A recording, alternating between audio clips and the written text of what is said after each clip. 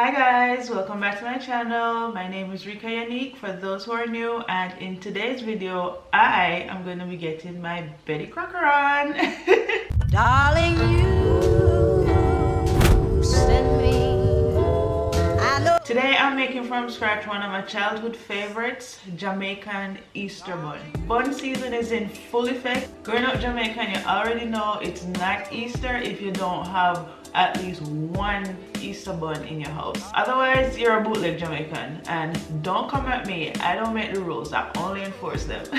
So for those of you who are not able to get your hands on this Jamaican goodness right now, I'm going to be showing you how I make Jamaican Easter bun from scratch. And I promise you, it's super duper easy. You don't need to be a pro or anything like that. So if you want to learn, definitely stick around.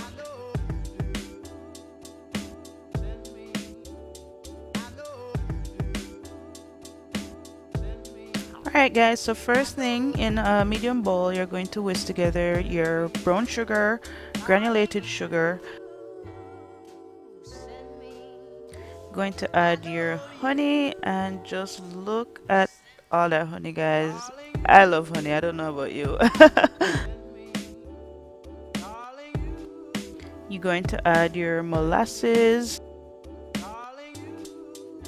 your browning, your vanilla,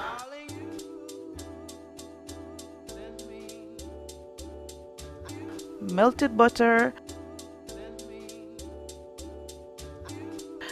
your Guinness stout or any kind of stout that you have, and one egg.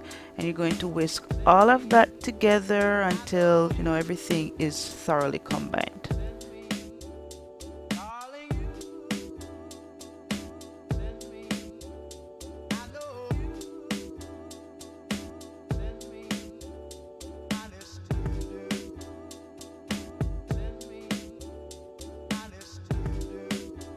Next up, we're going to prep our dry ingredients. So in another bowl, you're going to combine flour, baking powder, salt, and our mixed spices.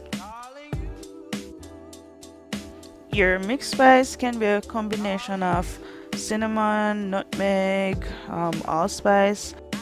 Pumpkin spice also works as well. It's a combination of all those other spices that I mentioned, so if you have that, you can definitely use it.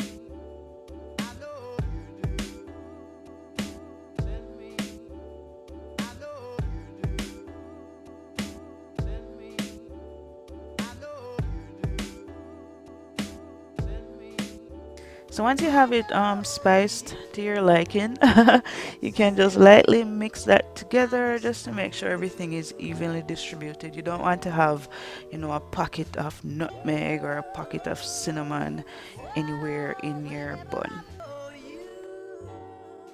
Next are your fruits. I'm using cherries and raisins for my bun, but if you want to do like mixed peel or prunes, you can definitely add those.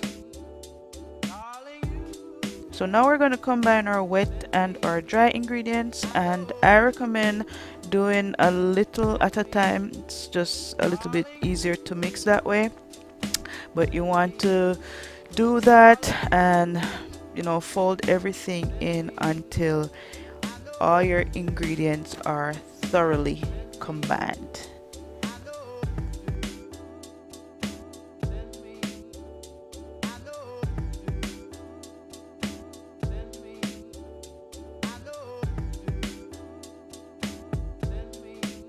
So once your batter is ready, you can go ahead and pour that mixture in your prepared loaf pan. That means your loaf pan is greased, whether you use some butter or if you used palm. You don't want your bun to stick to the container, so make sure your pan is prepped, greased, ready to go. So before I actually pop this in the oven, I am going to go ahead and add some fruits just for topping. This step is completely optional. You don't have to do it, but if you want your bun to be, I guess, pretty, you can go ahead and add some fruits on top.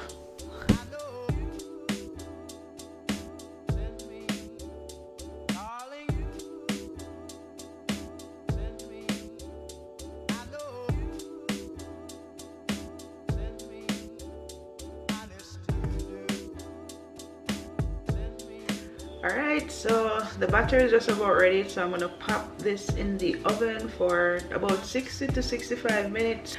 And you can do a knife test or a toothpick test. If the knife or toothpick comes out clean, then you know that your bun is ready. But for now, pan is greased. That's what you're seeing right now. And yeah, let's pop her in the oven, and in another hour or so we'll have lovely Easter bun.